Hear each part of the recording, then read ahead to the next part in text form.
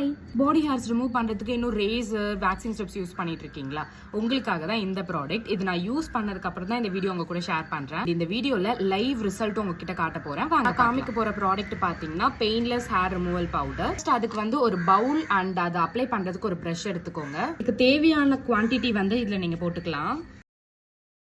நான் இவ்வளோ எடுத்திருக்கேன். இப்போதைக்கு நான் தண்ணி போட்டுட்டு ஒரு பேஸ்ட் அளவுக்குள்ள நான் மிக்ஸ் பண்ணி எடுத்துட்டு வந்துடுறேன். ரொம்ப திக்காகவும் இல்லாமல் ரொம்ப வாட்டரியாகவும் இல்லாமல் ஒரு பேஸ்ட் மாதிரி ரெடி பண்ணி அப்ளை பண்ண ஸ்டார்ட் பண்ணிடுங்க. எனக்கு நார்மலாகவே அவ்வளோ பாடி ஹேர்ஸ் இருக்காது, பட் இருந்தாலும் நான் ஜூம் பண்ணி உங்களுக்கு காமிச்சிருக்கேன். அப்வர்ட் மோஷனில் நீங்கள் அப்ளை பண்ண ஸ்டார்ட் பண்ணிவிட்டு ஒரு 15 மினிட்ஸ் கழிச்சு வெட் கிளாத்தில் நீங்கள் சர்க்குலர் மோஷனில் ஸ்க்ரப் பண்ணும்போது உங்களுக்கு ஹேர் வந்து ஈஸியாக ரிமூவ் ஆகும். இந்த ப்ராடக்ட்டில் இருக்க கீ இன்க்ரீடியன்ஸ் பார்த்தீங்கன்னா Multani mitti, rice flour, sandalwood powder, black ash.